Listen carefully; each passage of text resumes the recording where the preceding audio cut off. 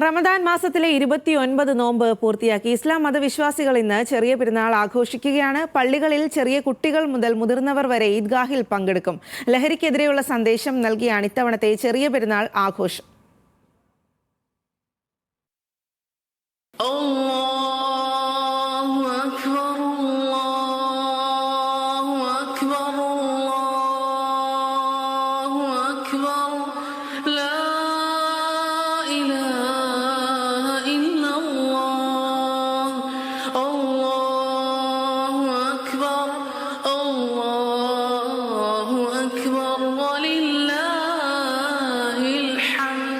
പുത്തൻ ഉടുപ്പണിഞ്ഞ് മൈലാഞ്ചിയിട്ടും ആഘോഷത്തിന് മാറ്റുകൂട്ടി കൈത്താളമിട്ടുള്ള പാട്ടുകൾ വ്രതപുണ്യത്തിന്റെ ഐശ്വര്യം ആവോളം പരത്തുന്നതാണ് പെരുന്നാൾ ദിനം. ഇസ്ലാം മത വിശ്വാസികളുടെ പ്രധാനപ്പെട്ട രണ്ട് ആഘോഷങ്ങളാണ് ചെറിയ പെരുന്നാൾ എന്ന് വിളിക്കുന്ന ഈദുൽ ഫിത്വറും വലിയ പെരുന്നാൾ എന്ന് വിളിക്കുന്ന ഈദുൽ അദ്ഹയും. ഈദ് എന്ന അറബി പദത്തിന്റെ അർത്ഥം ആഘോഷമെന്നാണ്. ഫിത്തർ എന്നാൽ തുറക്കലെന്നും. ലോകമെമ്പാടുമുള്ള മുസ്ലിങ്ങൾ റമദാൻ വ്രതാനുഷ്ഠാനത്തിന്റെ സമാപനത്തിന്റെ സ്മരണയ്ക്കായാണ് ഈദുൽ ഫിത്തർ ആഘോഷിക്കുന്നത്. ജിഫ്രി മുത്തുക്കോയ തങ്ങളും കാന്തപുരം AP അബൂബക്കർ മുസ്ലിയാരും ഹുസൈൻ മടവൂരും ന്യൂസ് മലയാളം പ്രേക്ഷകർക്ക് പെരുന്നാൾ ആശംസകൾ നേർന്നു. തിന്മകളിൽ നിന്ന് ഒഴിഞ്ഞു നിൽക്കാനും ഇവിടെ സന്തോഷവും സന്ദേശവും ഒക്കെ സന്തോഷവും സ്നേഹവും ഒക്കെ പകർത്താനൊക്കെ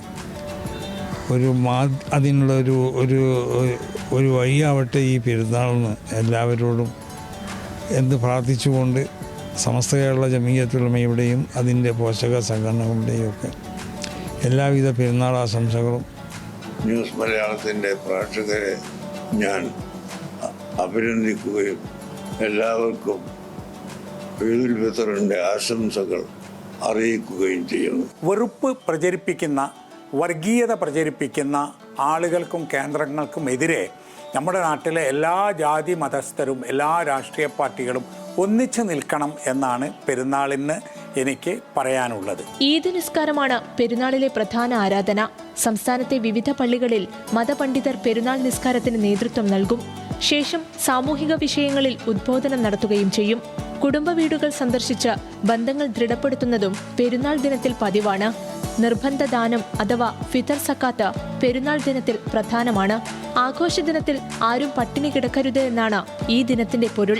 ഫിത്തർ സക്കാത്ത് വ്രതാനുഷ്ഠാനത്തിൽ വന്ന അപാകതകൾ പരിഹരിക്കുമെന്നാണ് വിശ്വാസം. നാട്ടിലെ സാധാരണ ഭക്ഷ്യധാന്യമാണ് ഫിത്തർ സക്കാത്തായി നൽകേണ്ടത്. പെരുന്നാൾ നമസ്കാരത്തിന് മുൻപാണ് നിർബന്ധ ദാനം കൊടുത്തു വീട്ടേണ്ടത്. പെരുന്നാൾ നിസ്കാരത്തിന് ശേഷം വിവിധ സംഘടനകളുടെ നേതൃത്വത്തിൽ ലഹരി വിരുദ്ധ ബോധവൽക്കരണവും പ്രതിജ്ഞയും നടക്കും. ന്യൂസ് മലയാളം, കോഴിക്കോട്.